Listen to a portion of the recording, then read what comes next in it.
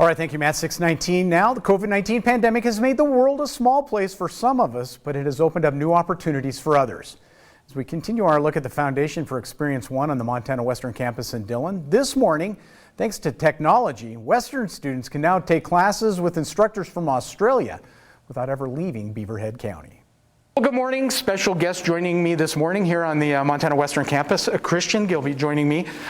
Christian, we're doing this series talking about Experience One in the Foundation and how that's benefiting the campus. Give me your pitch on that. Where is this money being used that you've been able to get your hands on that money?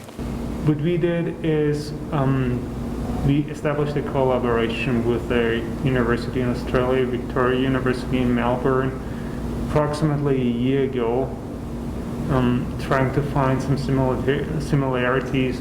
It's a block school in Australia, so this is one of the similarities we have.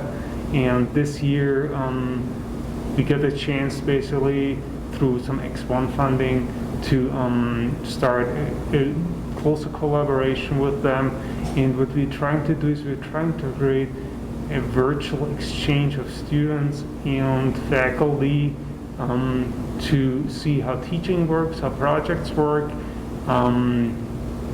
Because of the pandemic, it's not possible right now to internationally travel, so that was a kind of a mutual kickoff point for both institutions, and so far so good. I think it's fascinating that we're talking about this tiny little campus in the middle of Beaverhead County, Montana, being able to do this kind of exchange with a program that you said is 30,000 students on the opposite side of the planet. That's got to be really fun to be involved in something like that. Yeah, I mean, how we got to work with them is approximately 3 years ago, one of their faculty came over, observed our block system because they were switching to it, looked at the dynamics, and from there we collaborated on multiple things, and now it has come to a point where you see you can actually collaborate online, which gives you a little bit more flexibility. And so we're using various technology to do that, and we put this into a bigger structure where we say we will start with the individual students and ask them first to prepare for the class, to prepare the material, the assignments.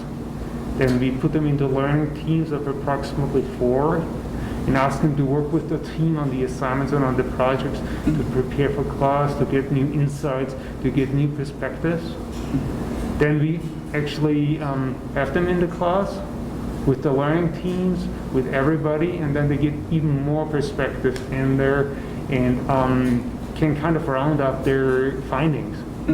I would think trying to do what you're talking about in a 50-minute regular class it is impossible. It's out the window. You wouldn't be able to spend the time to be able to do that. For your students, you've built rapport, you've built networking, you've built all of those things that make, at least in my mind, quality learning that they'll be able to use once they leave your classroom. I mean, the preparation, the individual part and the team part take place beforehand. But the classroom discussion, since we have 3 hours, and Victoria University has a similar time frame, it allows us to break up the classes into different sections and start off with a nice conversation, and then very often we moved into kind of a case setting, kind of an applied setting, maybe a video case or something like that.